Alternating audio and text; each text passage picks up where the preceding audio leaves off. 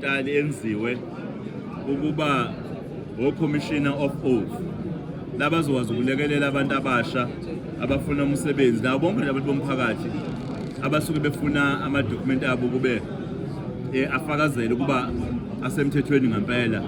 Abasezokuhamba amabanga amade baye emadolobheni kodwa sebezokwazi baye enkantolo zamakhosi afike amakhosi kube yiwona abenzelayo. Siyazi ukuthi abantu bakithi abafuna amathuba omsebenzi abanamali nabasuke nje lezi hlobo zabo basuke bengenamali. Kwesi sikhathi abanye besufuna uclaim izinto kodwa kudinga kuba kufakazela ukuba le copy lena ikhophi ngempela kuyona yona yini. Namakhosi ke manje ke asenikezwe lawo manje esifundazweni saZulu-Natal kuba yiwona azokwazi ukulekelela abantu bawo okuzobalekelela ukuthi bakwazi ukusondela emakhosini. Kodwa ngaphezulu kwalokho kuzosiza amaphoyisa ngoba ama-police station lapho yawuthola kugcwele abantu abazosetfaya olayini. Kodwa manje asizokwazi ukuthi abhekane nomsebenzi wawo lo ukulwa nobugebengu sekunciphile nalomthwalo bebebhekene nawo ukuba bayofakazelwa ukuthi lokho abakuphetheyo ngempela kuyikhophi kuyikona yini.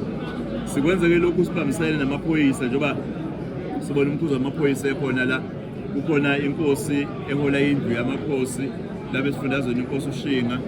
Kukhona nabaqhamuka emnyangweni wa-Justice, kukhona nosokhaya walapha eThekwini.